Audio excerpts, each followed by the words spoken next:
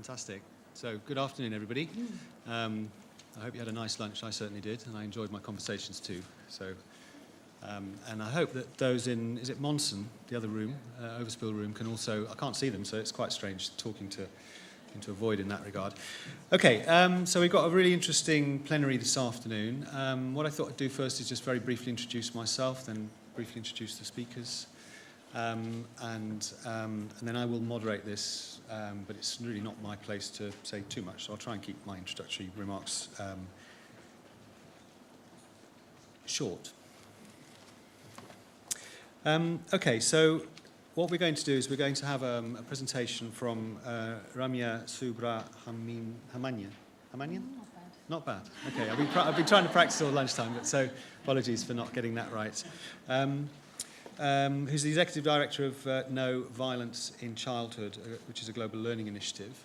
And then we will have some intervention, short intervention from Robert Blum, who is the Senior Professor and Chair of the Department of Population, Family, Reproductive Health at Johns Hopkins, and Director of a global early adolescent study. And then we'll open it up for discussion, and we'll have questions and answers and so on, and comments, of course. What I wanted to say in the first instance, though, and sorry I didn't introduce myself, my name is Andrew Long. I'm the Head of Profession for Social Development at the Department for International Development, UK Department for International Development. Well, I just wanted to say a couple of things. First, I wanted to say something about longitudinal research, actually, because I've been thinking about this on the train on the way up here, and I've been thinking about this for the last 12 years. I started my career in DFID, actually working with Joe on the Young Lives Project, and then 12 years hence, we're still here, which is interesting. But what's interesting, actually, is also that a good number of my colleagues have also had the privilege, really, I suppose, of supporting the Young Lives Project. So the Young Lives Project, the longitudinal research, is not just longitudinal in the sense that it's, about working with young people as they grow up and their sort of short longevity, but it's also about longitudinal in terms of its engagement with policymakers and so forth. Might sound trite, but it's just interesting to know how many people you talk to in DFID have some exposure, some direct engagement with the Young Lives Project. So I wanted to say that first. And then I wanted to just say something about sort of where we are, and I'm by no means licensed, as it were, to sort of speak on the youth and adolescence agenda in DFID. But I just thought it was worth pointing out, particularly in reference to Ramya's presentation and so forth, that the way in which we're sort of broadly thinking about questions of youth and adolescence and so forth is about questions on positive transitions, around questions about agents and agency, and about the issue of advocates and inclusion, the question of voice. All issues which were raised in this morning's plenary, and are all things I think that Ramya will also speak to. So, I mean, for me, that's this not being, exactly my field of expertise is quite a nice thing to hear. That there's a fit between what I'm hearing in DFID and sort of what I'm hearing amongst the external partners in the research community. So I'll leave it at that, and I'll invite Ramya to come and make her presentation. Thank you very much.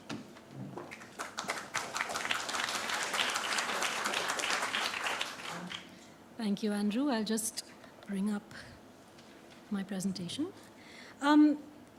We had a very good introduction to the issues that I'm about to speak to today in Maxine's opening and with Joe's comments, so I'm really hoping that I can sort of build on them rather than repeat too much of what was already said.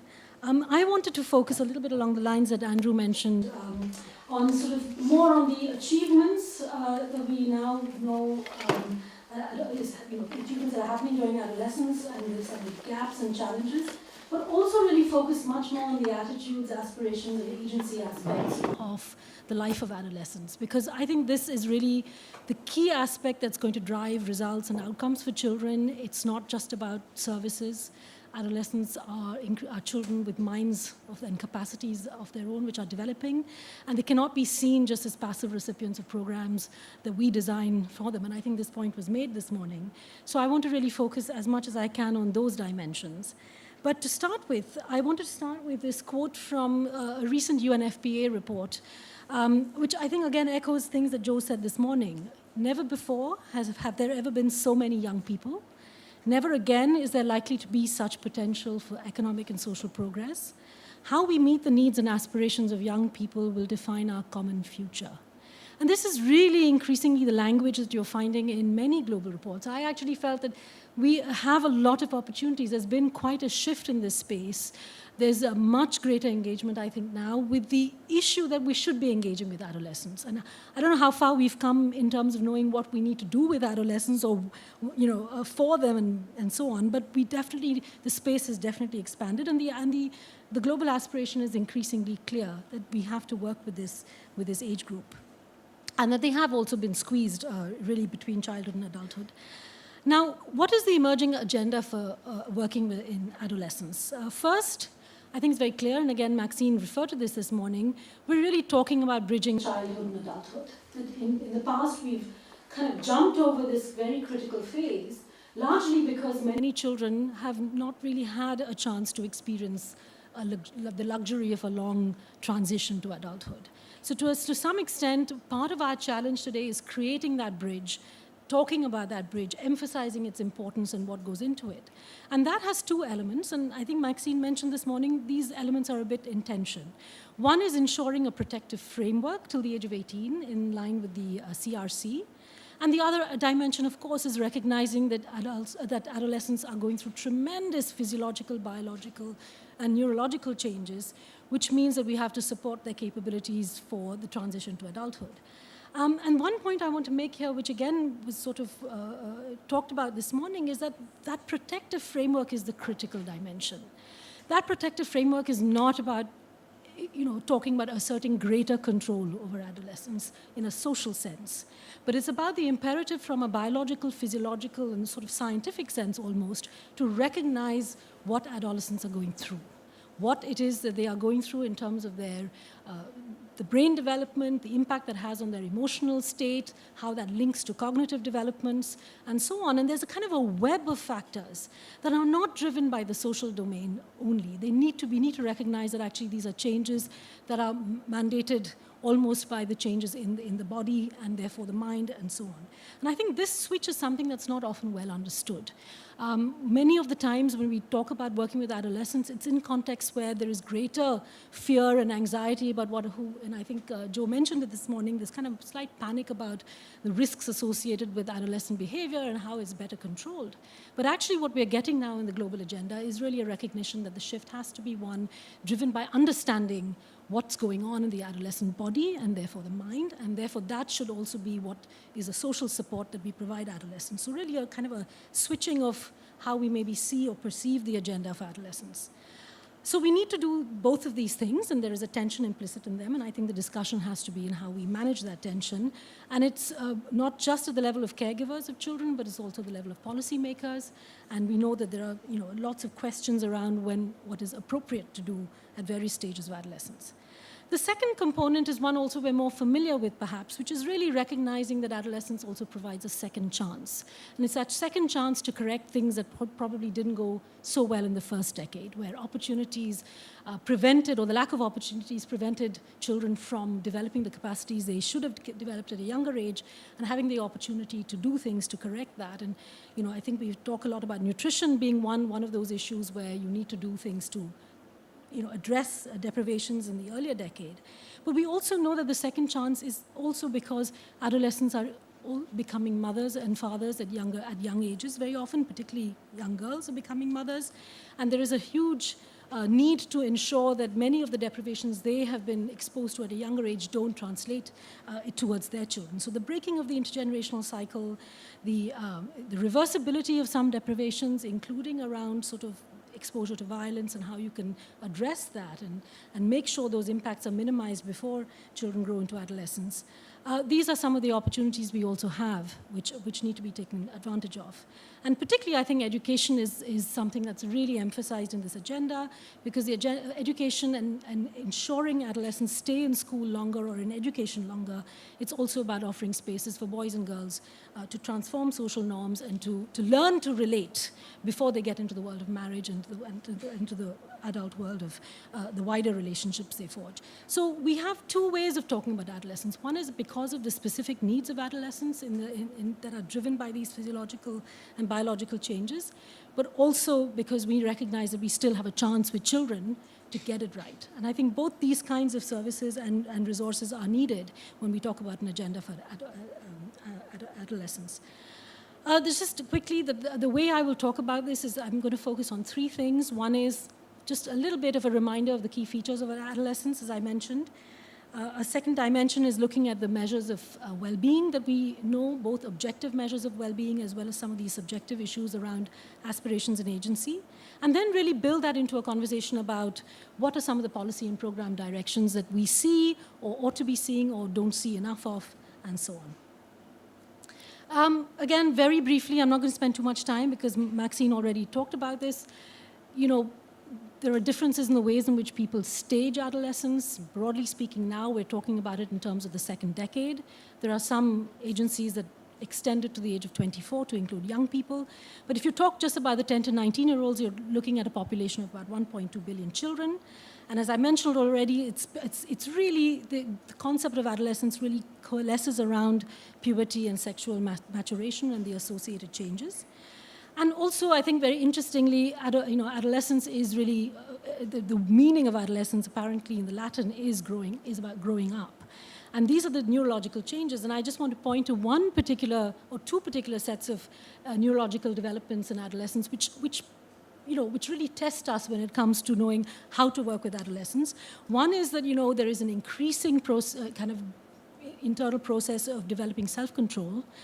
And at the same time, there is an impulse that is towards pleasure-seeking and reward-seeking. And many scientists now talk about, these kind of often clash with each other, because while as adolescents develop their ability to control their behavior and so on, that's a slow process. In the meantime, there's a lot of interest in reward-seeking and pleasure-seeking activities, which generate a lot of risk. And balancing these two is really at the heart of many of the challenges around, how we work with adolescents and also the communities around them, and to define what protection really means for this period. I just wanted to say, I think, Joe, you mentioned this morning that, we don't know too much about the psychological stages of development. And I mean, this is some early work. It's been picked up also in the recent Lancet Commission on Health, which I would really urge people to read if they haven't looked at, because it really represents the coming together of a huge amount of expertise on adolescence. And it's a whole commission that is doing work over a period of time. And this table is reflected in one of those papers, but I picked it up from an earlier study. And really, I don't want to spend too much time on this table, but just to underline the point that the changes that adolescents are going through, it's not just about, going from primary school to secondary school and work and so on. There's a huge amount going on in the minds and bodies of children at this stage.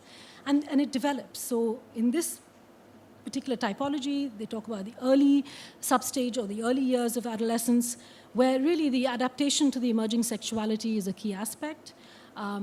Socially, I think what is significant is it's also associated with a stronger peer effect, and I think this is also really important to note, that the influences on children's lives aren't so much necessarily parents and figures of authority, they're mostly more in the peer realm. And I think that's something that, again, is very important to remember for the kinds of work we do with adolescents, is where are they, what are the influences on their behavior and how do they respond in a way to opportunities for change. Then as you grow older into middle adolescent, you're really looking at processes of emotional separation from parents, and you're looking at an interest in early vocational plans, amongst others. And then, of course, in this typology, it goes into early, what I would call early adulthood, but really that process completes in terms of a separation from your family and development of an independent identity and so on. Now, this is really where the science broadly is today. But of course, the concept of adolescence, and when we talk about working with policymakers, it's not, the science is one aspect of it, which tells us what we should be doing.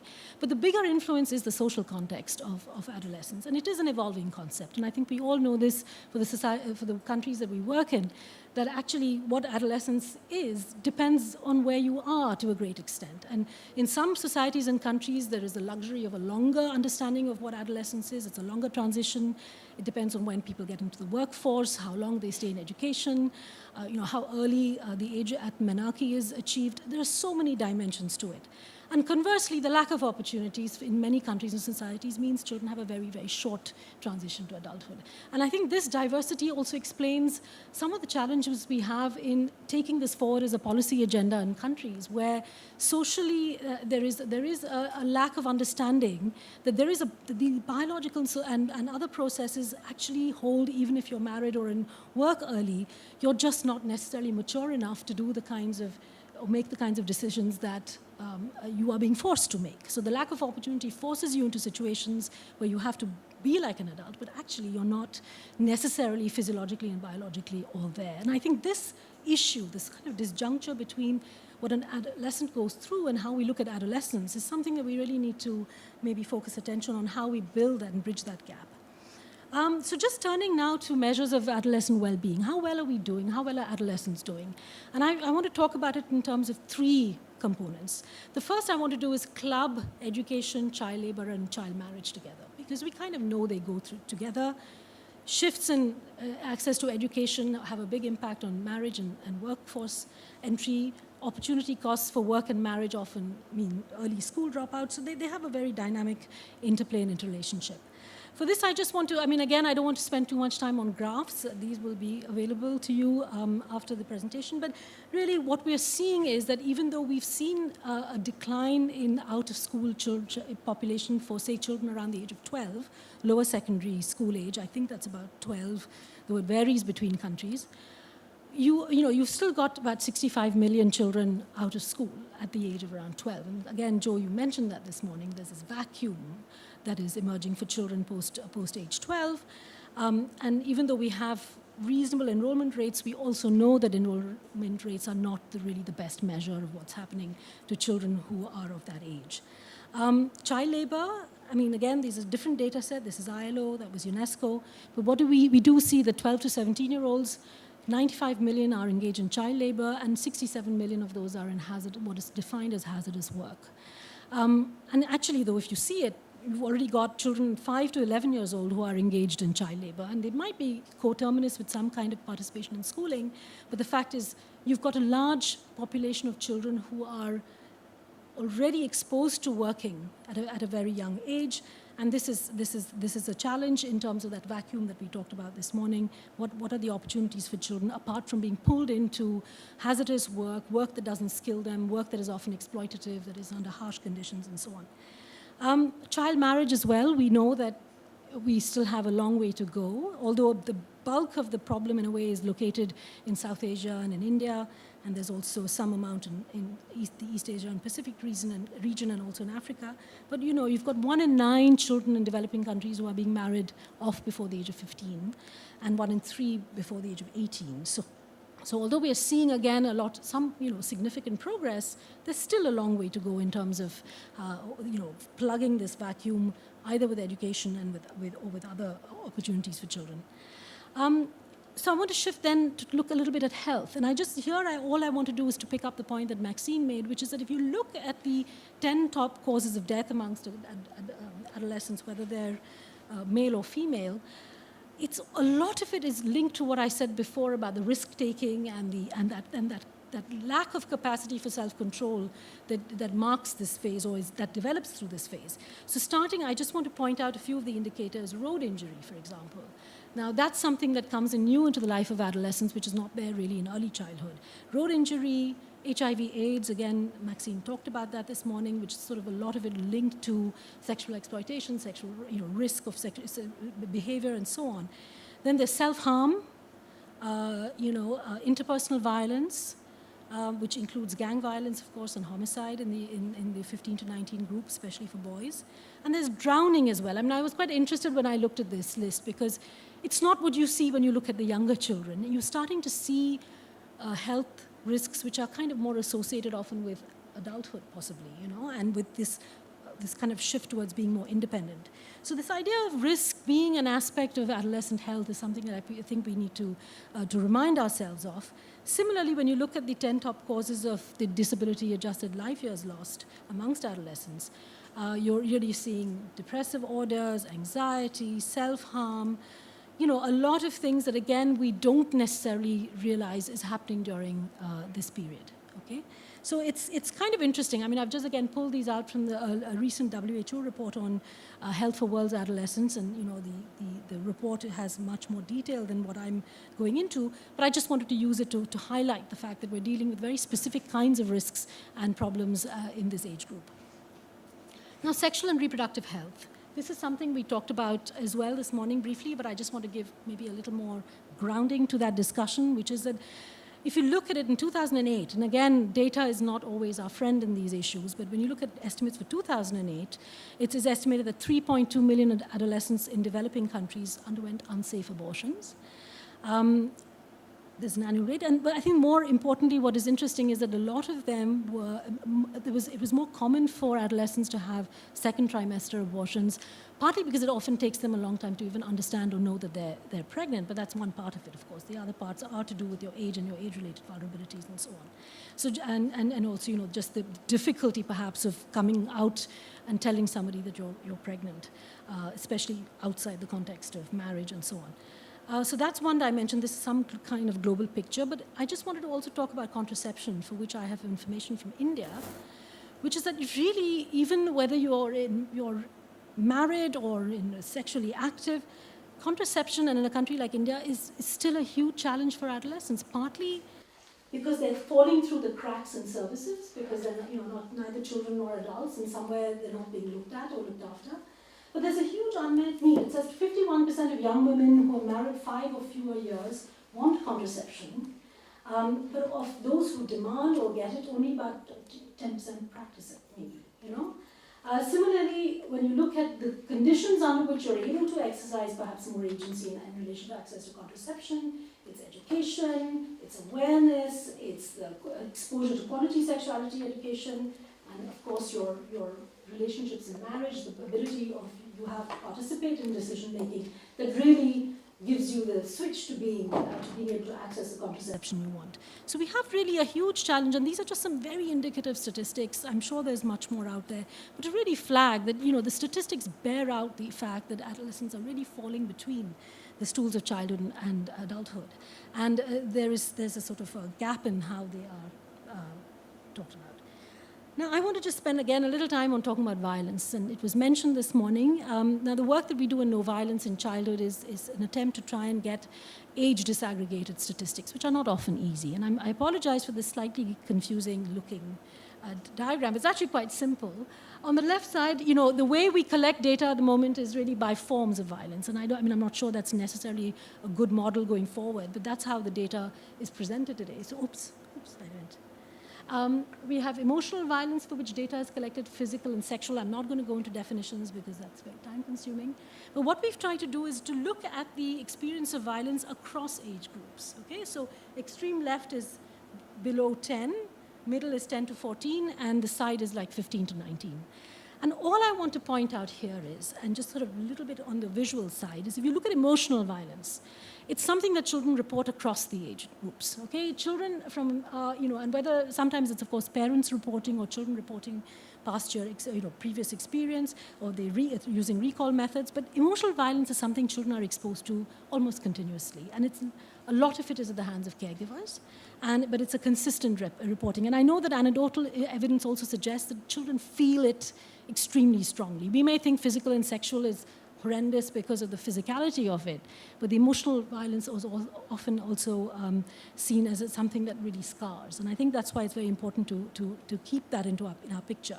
When you look at physical violence, there is physical violence, but it sort of declines from the point of view that it's not caregivers that are doling out physical violence after the age of 10 necessarily. But it's more the peers and the bullying and the kind of violence that happens between children. And then as the boys in particular grow older, it's the community and the exposure to gang violence and a lot of that. And then when you look at sexual violence, before the age of 10, we really don't have much information. But when we come to looking at 10 to 14-year-old, that's when you see the reporting of sexual violence, particularly for girls. For boys, the reporting comes in a little later, and then it's both boys and girls. But for girls, the violence is at the hands of your intimate partner usually. But for boys, it's really neighbors, friends, school friends. So, I mean, I just think that this is also, when we try and talk about the gender nuances of this, we really see that children and adolescents are exposed to quite a lot of violence at the hands of very different people, including from their peers and from their caregivers, and also their intimate partners. So, and when we talk about violence in the adolescent phase, we have to also recognize that during this period, there is the onset of sexual violence, I think, is really the big story in this phase. You've got the dating violence and the intimate partner-related violence, which combines emotional and sexual and physical, by the way. I mean, I don't think you can sort of separate these out very neatly. But you also have the peer sexual harassment. And I know in South Asia, for example, you do have a lot of reports of acid attacks when, when girls reject a boy's attention. Very often they are punished for that rejection. And part of it is because the boys are not equipped necessarily to understand what to do with rejection, because nobody's ever told them that they could be rejected. And I think that's also a part of that whole socialization process. There's, of course, sexual exploitation. You see the onset, particularly of online violence and the use of the online methods. And this is across countries, by the way. A lot of girls, I think there's a report from the US about sextortion, about, boyfriends then, sort of trying to coerce their girlfriends to expose themselves or strip or film themselves and then sharing, and then a lot of blackmail that goes with that and so on. So there's a huge lot of things going on during this period, which I think we need to keep in mind when we talk about what we do in this phase with young people.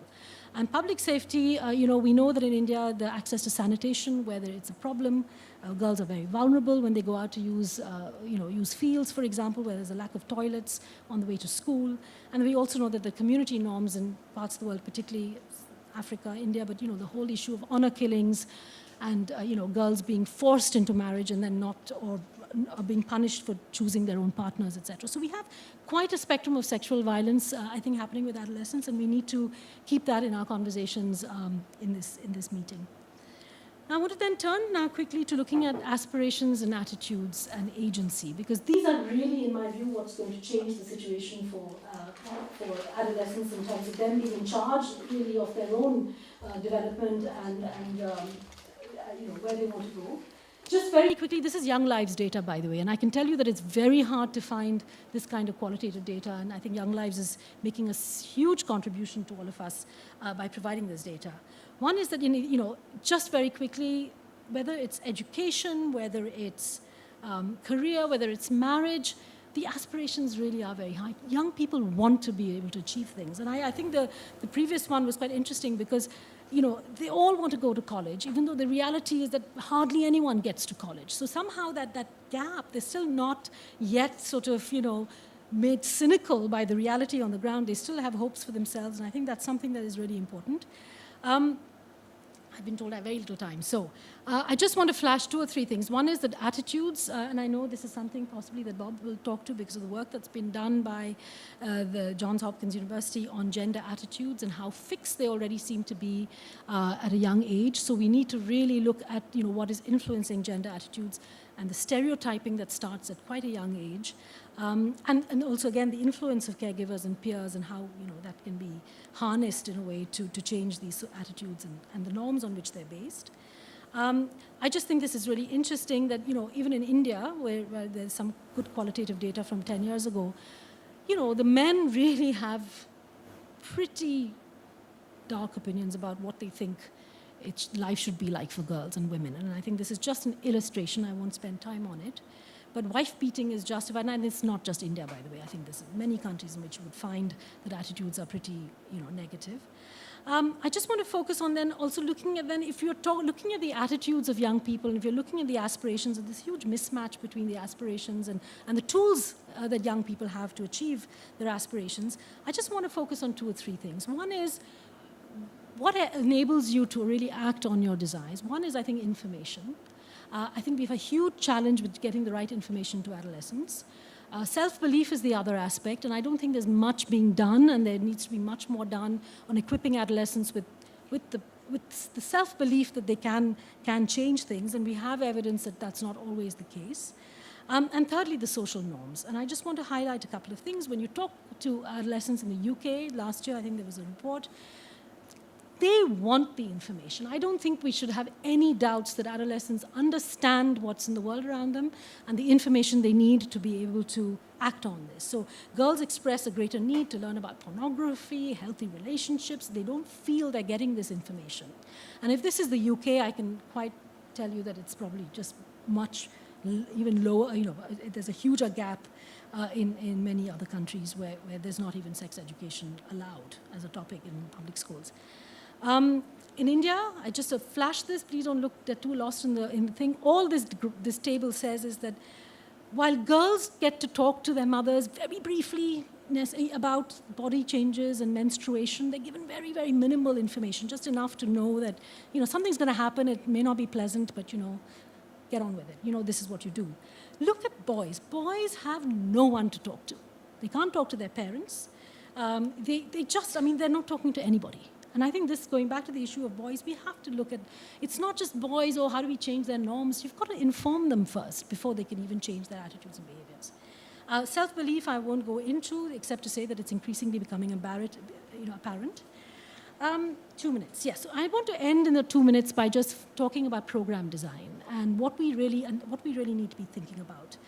It's clear that there are huge inequalities still influencing children. I think you need to just read the Young Lives reports to know that your life chances, if you're not poor, are so much better than if you are poor and disadvantaged and so on. And we all know that, and I don't think this group needs to consider that too deeply. But I want to just highlight some advocacy issues. First of all, we know that the continuum link has to be made with early childhood. I don't think it's or us or them. It has to be both. I think that's such a straightforward point. And we've got to find ways of advocating together. The caregiving environment. As I said, we know that adolescents still need protection. But what is the caregiving environment? How do we work with parents so that parents willingly give up some of that control and authority and recognize that this is what children are going through. It's not deliberate. It's not, they're not trying to, betray you. It's the natural process of adolescent development, and we need to encourage that. And I think that science message has to go out much more broadly to policymakers. I don't think it's well understood. Many things. Response and rehabilitation, we still need to be putting in measures to help children get over exposure to violence and undernutrition and overnutrition and all of these things. Schools need a huge focus. I think we've done very little to look at how schools deal with bullying as a culture. We think bullies are bad kids and we punish them and then it's not how it works. And I think increasingly global evidence says you've got to work with children, all children in a school, so that they learn to intervene if they see violence, and they learn to stand up for children who are bullied. It's not somebody else's problem happening somewhere. And this is good evidence coming out from reviews of 30, 40 years of research on what works. So I think there's a lot to be done in schools. I want to say one thing here about children in institutions. It should not be a very separate agenda. Adolescents in institutions need champions. And I think they don't have them in the broader development community. There's a kind of a child protection group that maybe looks at them, but we need to mainstream their issues and fight for better access to children in institutions, because they are locked away and very often under in conditions where people don't have access to even find out what's happening behind closed doors. So I think I would just make a plea for that. I just want to end by saying, design considerations, please, we should still be talking about rights and universality. Adolescents are still children. We shouldn't start targeting them. They're not adults. We need to still be making sure that every adolescent is developing in the way that they should be, regardless. Similarly with conditionality, I know my colleagues in ICRW in India will tell you that conditionality is imposed on, say, cash transfer programs. It really often be the wrong messages. We're giving you money so you can save it for your dowry. If you you have a right. You need resources to develop. Let's just all get behind this kind of broad messaging and not talk about it. Participatory processes, we need to involve adolescents. I think that's a good point. And my last point would be really we need to create safe spaces for adolescents to come out. We need to destigmatize violence. If they start hiding the experience of violence at this age, we are in for, terrible situations. So we need to destigmatize violence so that children can come forward, talk about it, and so on. So thank you very much. I'll stop here.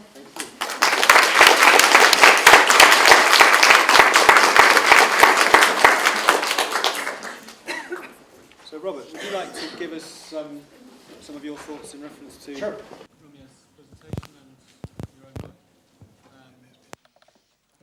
Do you want to come here?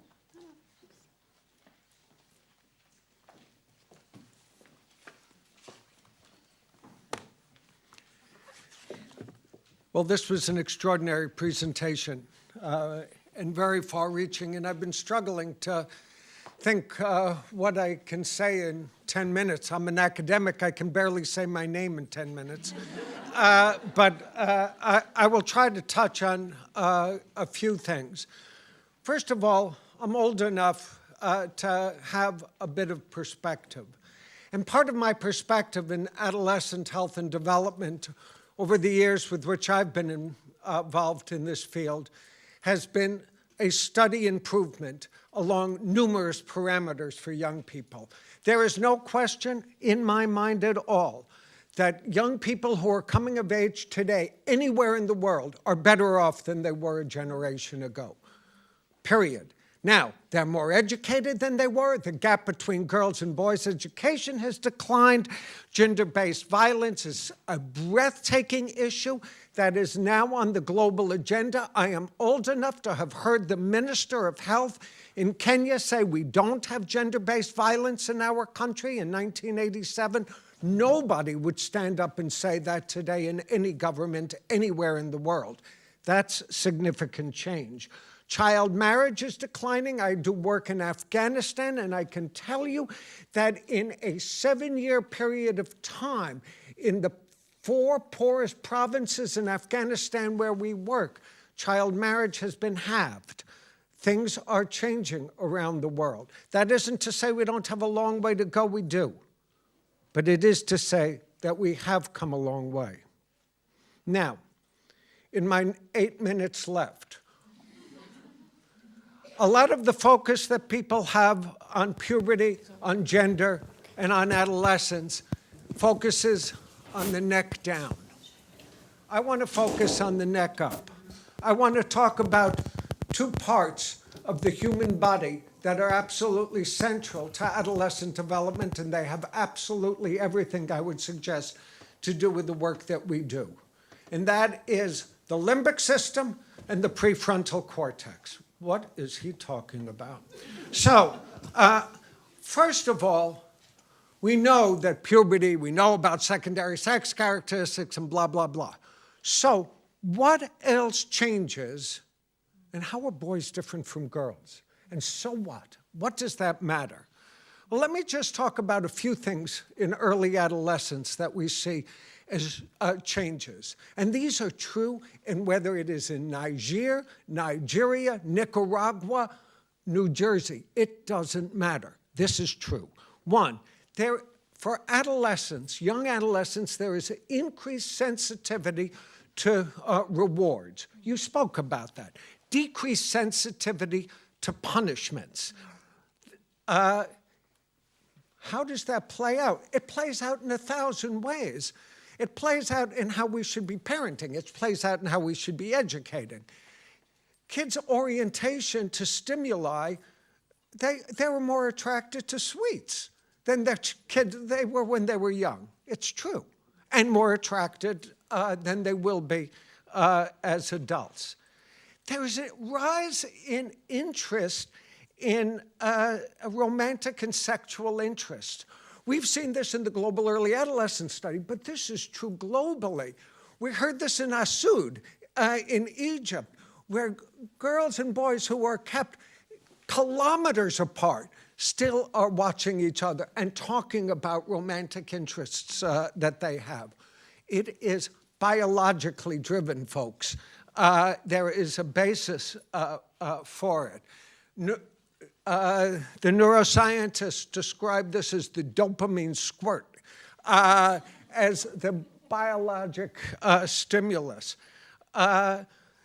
Also, there's an orientation to risk-taking and novelty-seeking.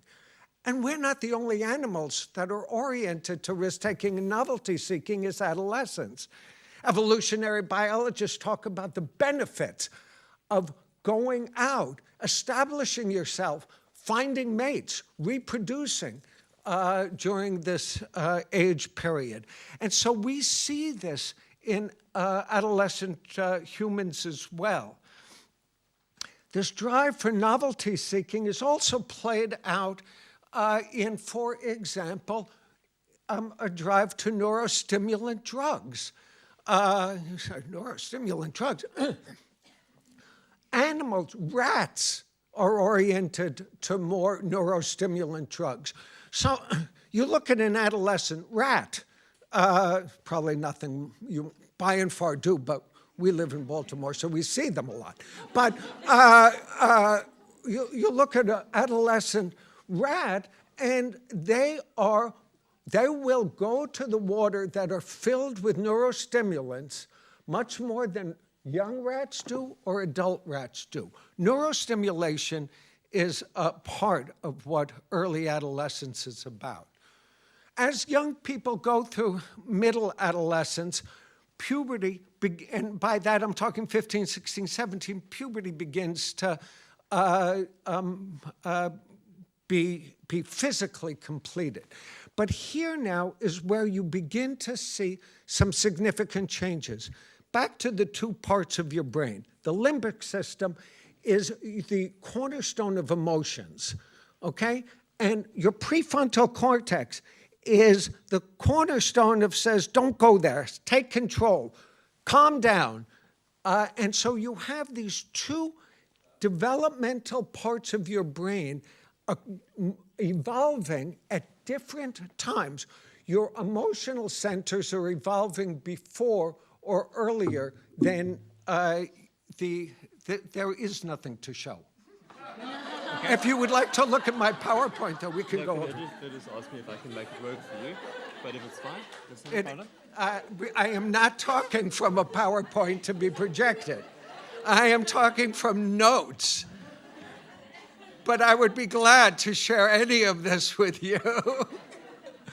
I'm sorry, it is unusual. I apologize for not having a PowerPoint, but I don't really. So your emotional center develops before your prefrontal cortex. That means your emotions are in control. Does that ring true for adolescents? Their emotions are in control. Girls are developing 18 months to 24 months ahead of boys. Their emotional center is developing faster and more rapidly than boys. By the time you're done with middle adolescence, you have the decision-making capabilities of adults, but you have a lot of competing factors that drive your decision-making.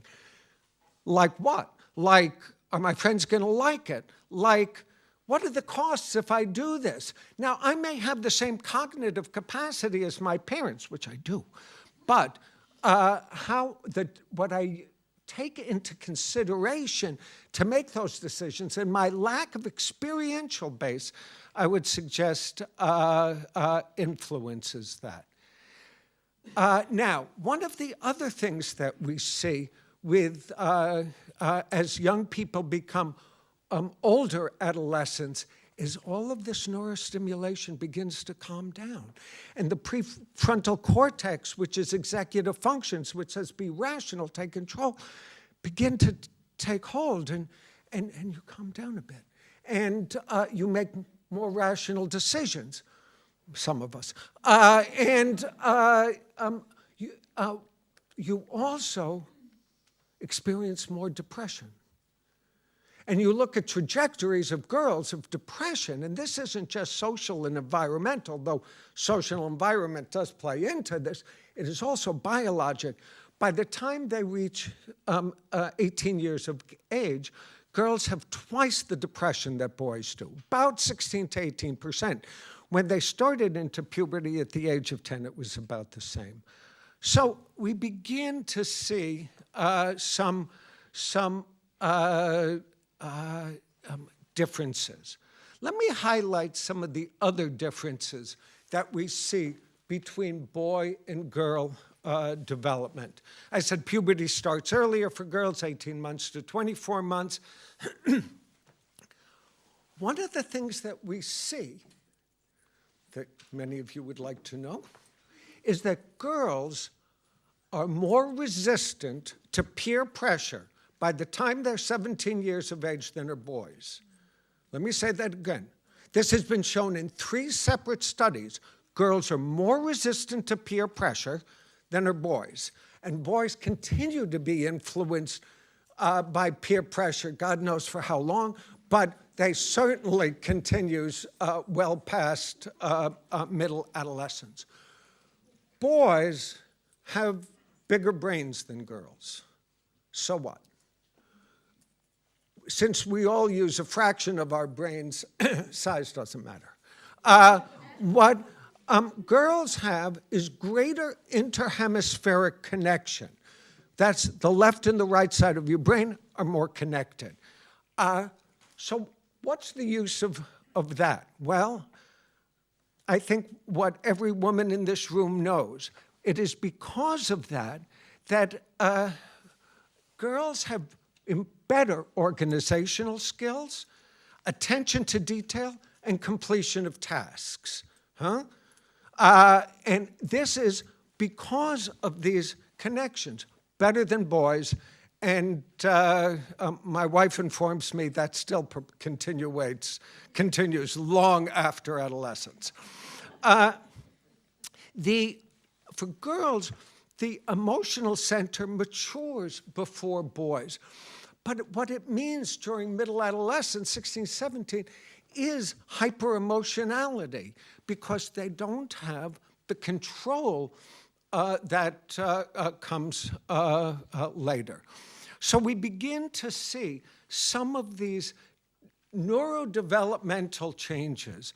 One other thing that I would just mention that we also see is that how young people learn shifts. It shifts in early to middle adolescence where, as I said, rewards become more important, but so does experiential learning. Didactic learning becomes less important, rote learning increasingly ineffective, and experiential learning increasingly more important. And again, there's a developmental basis for it. So I would suggest that many of the issues do link. How we do our work does link with how we understand adolescence and adolescent development. I think it is a challenging time, but it is an exceptionally exciting time to be working in our field. Thanks.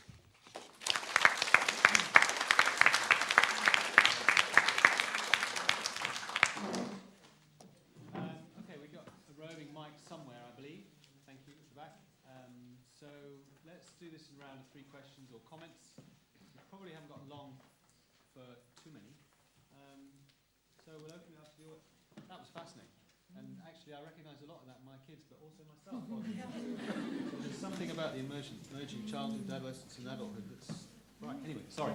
So, by all means, who would like to make a comment or to speak? There's one here. But so. Sorry. It's exciting to see a lot of the neurological and also a lot of data on different things that Ramya presented. But I'm a little concerned about some of the generalizations we're now starting to make on the basis of very limited and sometimes poor quality data.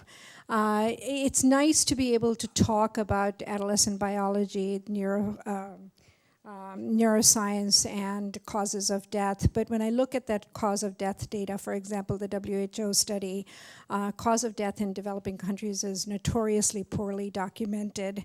And we know that that cause of death data for adolescents is very suspect for a number of reasons. And a lot of people have raised issues about it. And we start making generalization. Adolescent neuroscience studies have been done largely in developed countries. And we know that there's this, if anything is clear now, we know that there is a two-way interaction between environmental and biological, physiological interactions. And so we can't always tell which is driving which. And so, Bob, while I find it exciting, I really wonder how many of the terms that we use in terms of choices and decisions and risk versus constraints and social environments that drive a lot of the realities of adolescent lives in so many different settings, whether this is the framework we want to move forward with. Okay, thank you. Who else? So, did you want to speak? Yeah.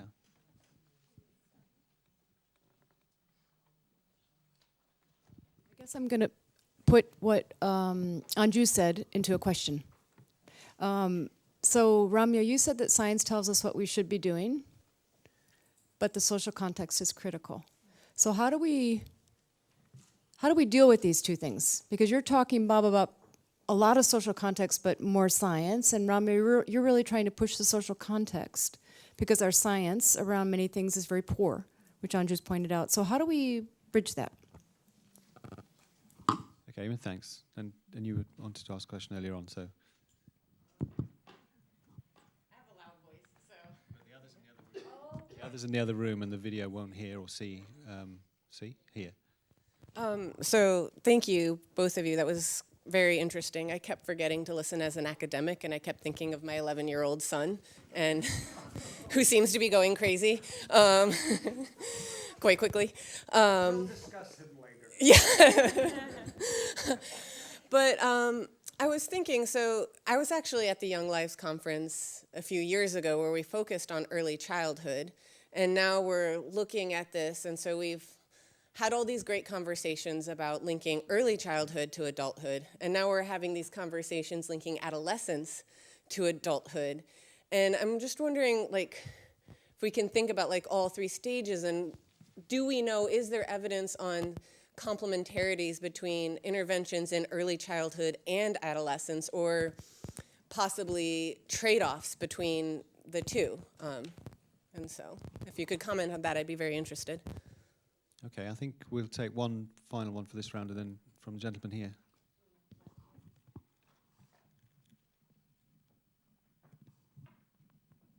Thank you for a very interesting set of presentations. My name is Chandramouli, and I work for WHO on adolescent sexual and reproductive health.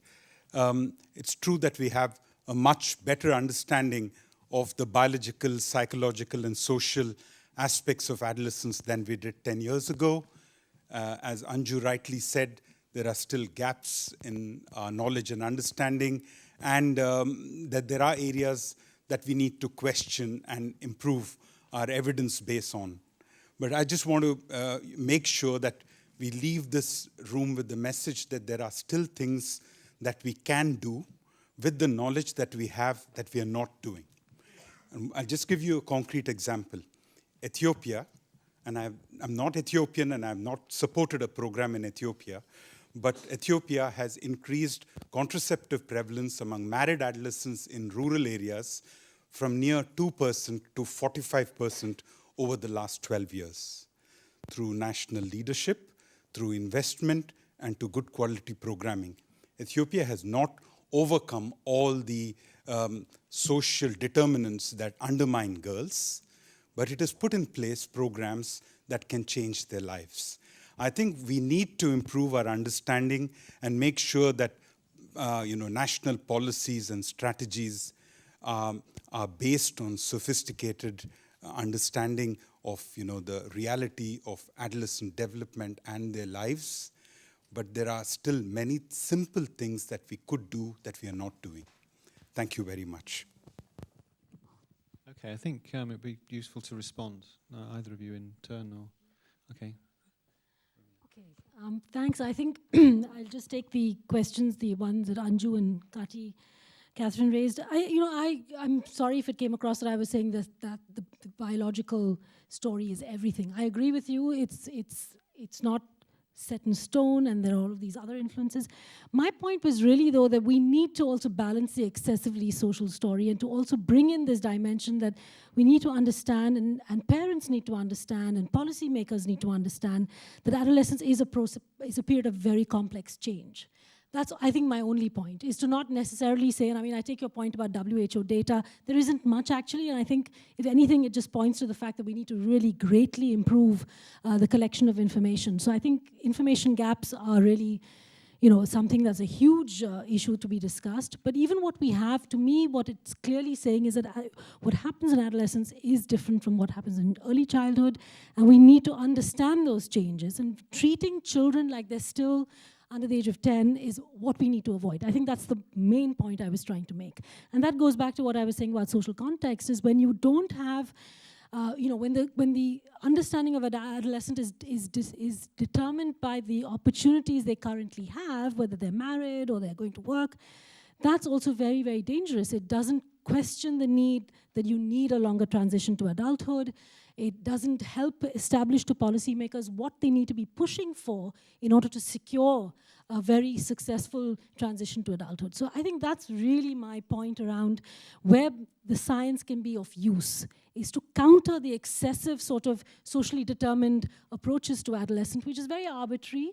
And I don't think policies in many countries, I think you're right, there are things that are happening, but in many countries they're not happening. We're not taking advantage of those opportunities because we're sort of not really clear. The hardest thing is to go into communities and say we need to talk about sexuality and sex education, but that doesn't mean we don't do it.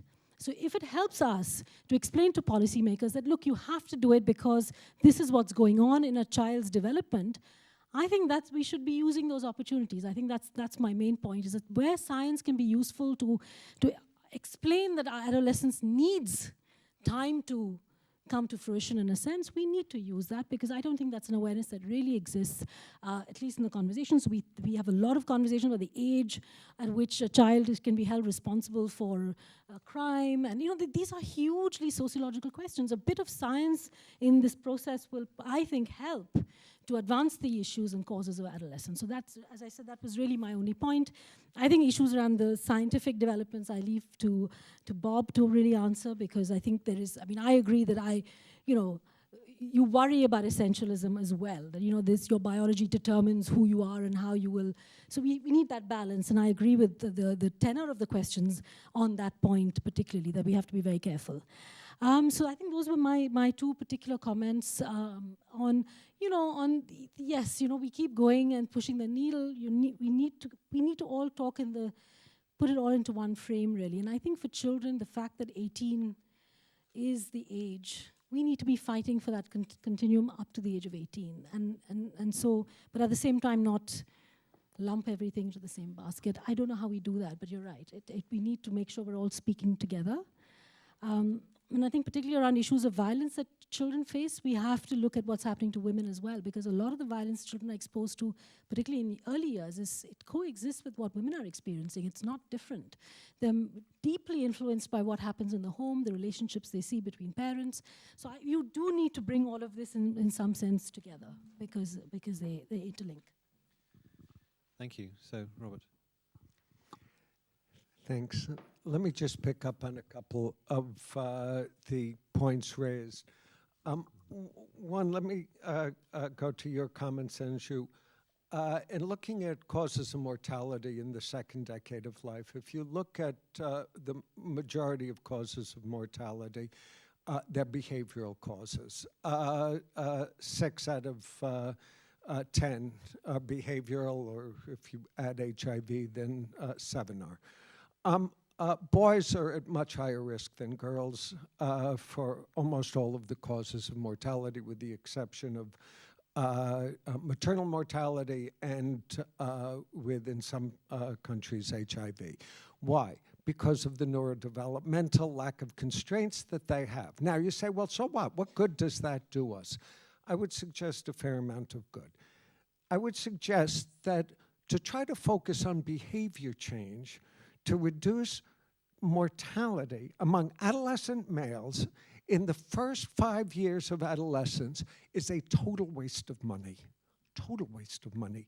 You're not going to obtain anywhere near the behavior change to reduce mortality by that kind of investment. You might do better waiting to the second half. So what's going to do it? Putting into place, just as Ramya said, putting into place protective structures for young people that reduce their risks and not focus on behavior change. And Kate, I don't think it is context or biology. I think it is context and biology, we all develop within our context. And I will give a very concrete example because it links with a life course perspective.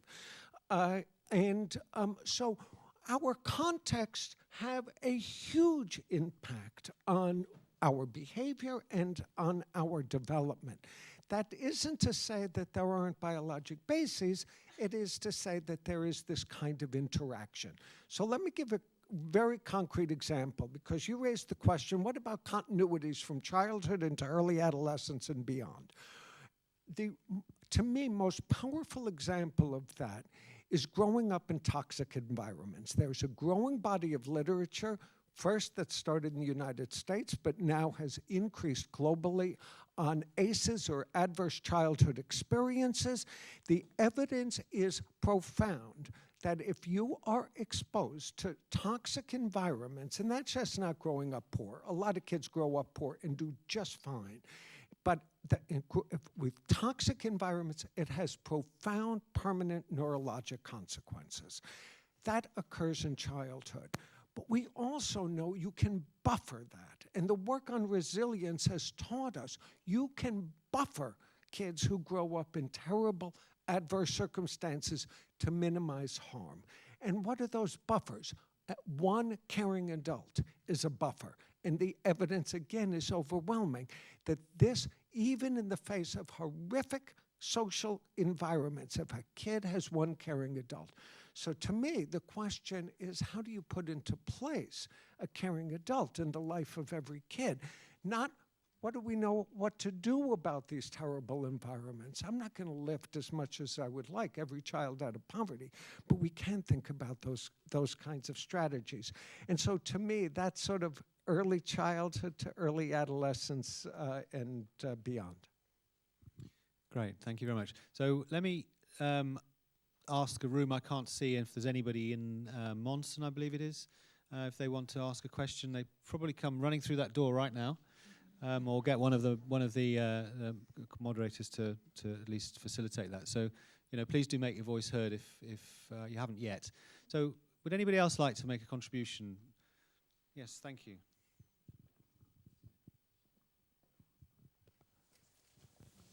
Thank you. Hi, thank you both for excellent presentations.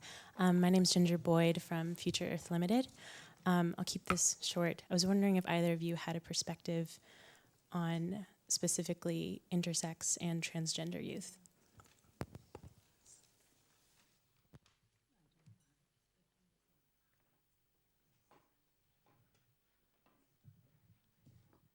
It is just after lunch, but there's some extremely interesting things to say. So, at the back here, thank you.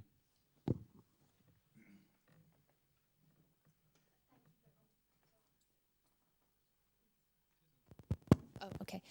Thank you both very much. I had a couple of points. The first one was just on what Robert was saying about boys in the first stage of adolescence and what they're more prone to do because of the way that their brains have developed. I think just to link to what some people have already said about linking the social and the biological, I think it's certainly interesting if the way that their brains have developed means that they're more prone to take risks. But I think also we shouldn't forget that it's a period of time when social norms around what it is to be, what it means to be a man, the ideas of masculinity is linked to risk-taking as opposed to what you learn is appropriate behavior for a girl, meaning that you maybe don't take risks. I think it's important to consider the role of gender norms in adolescence alongside the biological. I obviously don't know as much about the biological, but I think they're both at play.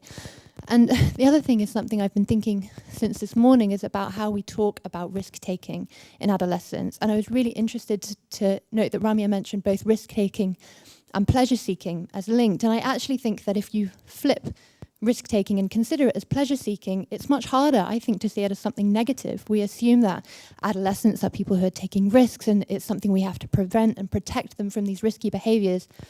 But surely it's a time when they do have agency to explore pleasure, to explore their sexuality, for example. And as we heard, that's an important stage of their development. And I wonder if there's a way that we can work that into our programs and our practices to think about actually risky behavior to kind of essentialize that as a negative thing about adolescence. I wonder if that's a bit dangerous, and if we can think a bit more positively about young people's agency to make choices that maybe aren't always the smartest, but is something that helps them develop as young people. And Joe, because you're nearest to the microphone, so and then after that... Actually, Rana? and very specifically, I just wanted to follow up on that point about risk-taking. And I remember recently being in a meeting of mental health researchers and practitioners from both a biological and a social perspective, and they talk about risk-taking as developmental in itself. They don't see it as pleasure-seeking, they don't see it as risky, they see it as actually how you learn. And I think that, for me, is a much more meaningful and constructive way of looking at it. And I would love to think that we can program with that in mind.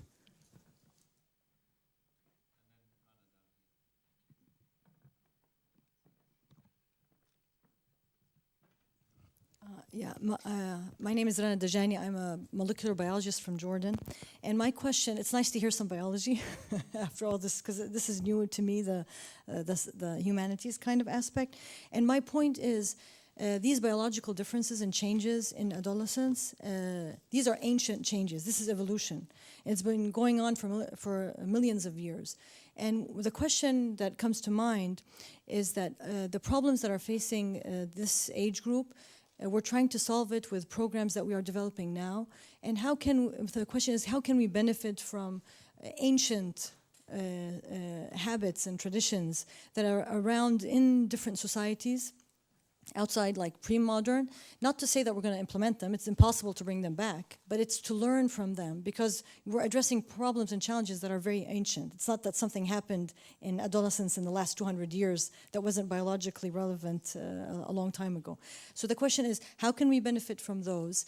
And to trust in developing countries, the people on the ground, for them to start thinking, how can they use their old traditions, change them, develop them, to be able to address their own problems themselves, rather than importing different programs from other cultures onto their own cultures. And I think that would be there would be a win-win, because such programs would be more sustainable, they would have ownership by the people themselves, and they would keep changing, of course, with the changes and the circumstances going around. So it's just a point to keep in mind, especially since this is a community of international development.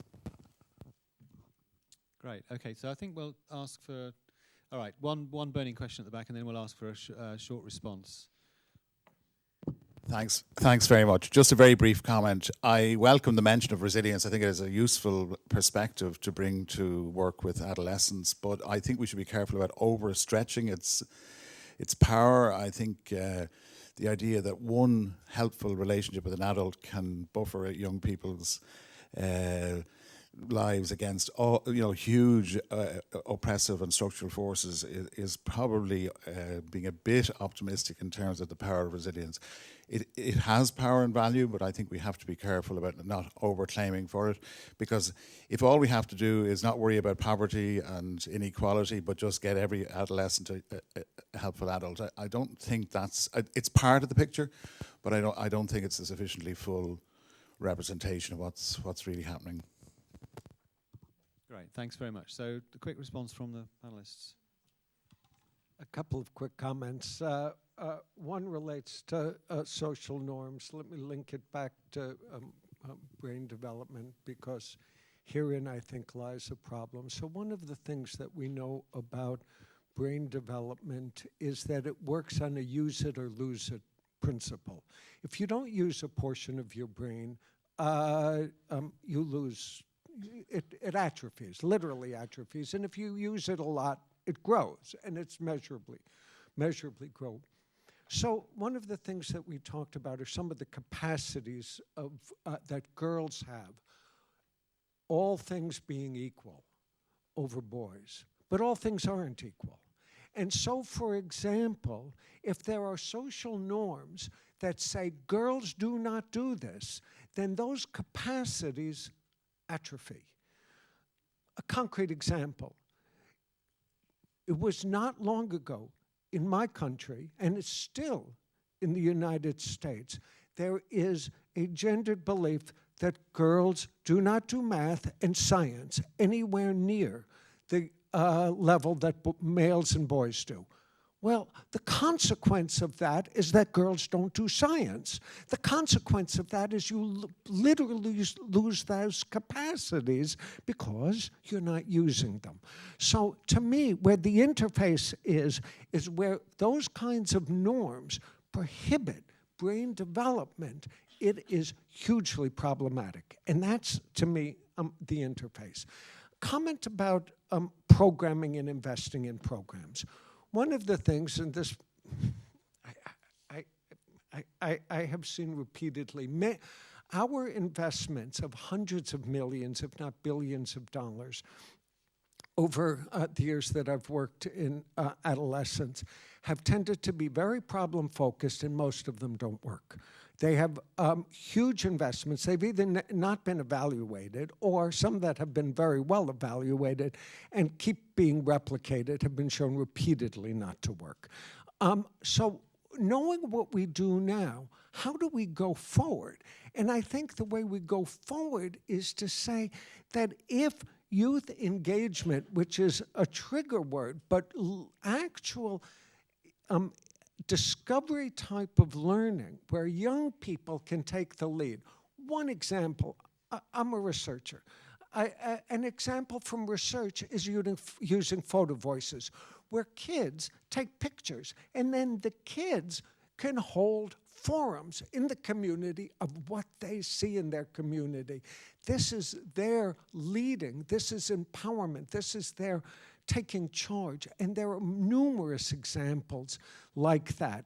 And that's the kind of programming I can envision in the future that builds on our understanding of adolescent development and pushes, hopefully, potentially, the needle forward.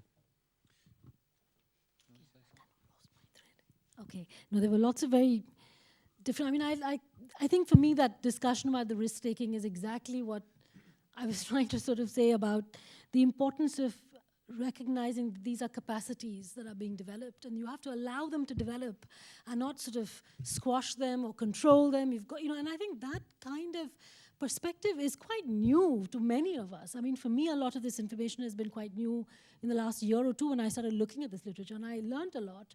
And I think that's, to me, the fascinating opportunity we have now is to bridge these two, these two fields of people who don't necessarily talk to each other, but really bridge it together so that we're able to explain, that we see too much harsh punishment of young people because people around them don't understand that this is what is going on, and it's not something that you're doing deliberately to spite a parent or to cause harm or whatever. And I think I feel quite strongly as well about making that information quite public. And I think on the social norms, look, it is huge, and I think there are people in this room who are much more equipped to talk about social norms change, and I'm hoping that actually some of them can answer some of the questions as well.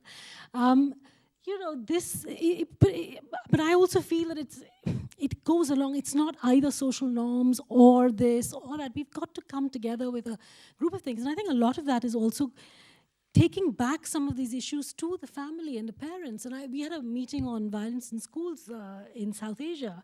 And almost everybody who works with children, on their capacity and their resilience and all of these things, they all say the parents have to know what's going on. What we're telling the children, it's not about the child as the individual developing. The child has to be able to go home. And it has to contribute to some kind of wider change in the way in which caregivers understand. And that process, very often we say, we're going to empower adolescents, but what are we doing to shift the overall environment in which they are? So I think all of these go together. It's not one or the other. It's trying to find a balance so that you equip the adolescent, but you also strengthen the environment so that there's a longer term change, really, to understanding this particular phase, which is, which most of the time all of us, and I think many of you have also said, as a parent of an adolescent, we all struggle. It's not so straightforward. It's not just an issue of inequality and poverty, though those are, of course, very important, but it's a universal issue, actually, that I think we need to be focusing on. Sorry, the intersex question. No, it just was an important question, and I didn't want you to feel we'd just brushed it. I don't really. I would love to hear what other people say. I think it's an increasing. It's relatively new in a sense. I sit in India, so for me, it's not something we encounter a lot of, but there is an increasing movement around the sort of transgender, the LGBTQI. There's a huge we are in a country where it's homosexuality is criminalized still, right? So, it really depends on where you are. So we're in that situation where it's often you can't even talk about it. So I think it's a very big issue. It's an increasing one. I can only tell you that the school my children go to in New Delhi, I have many issues with the school, but the one thing that they've done is they've publicly backed a young boy who chose to transition to being a girl at the age of 16, and the school was behind him. And I think this, for me, to have a school in New Delhi, a private school, but a school in New Delhi actually doing this, and the whole school, even my children in junior school, knowing about it, I mean, that's the sort of thing that gives hope, that you can bring dignity in a way to the processes and the realities of children. I wish we could see more of that, but I think we're a long way away from that. So. And just to hijack this situation, I want to say that as old as adolescent development is, this isn't a new form of human development. I would say that LGBTQIA, GNC, specifically intersex and transgender communities are not new either, but they are new in the discourse. Good.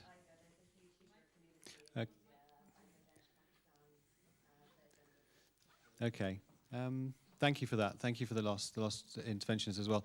I just wanted to say one thing, and I think that's that I've learned an enormous amount from listening to this conversation. A lot of things I'm going to go away with, but I wanted to just say something about sort of research and policy. And I think that if there's anything policy can do, particularly in respect to kind of the commissioning of research and support for research in this space, as it were, is to really encourage greater interdisciplinarity. And I think that, I've heard that today.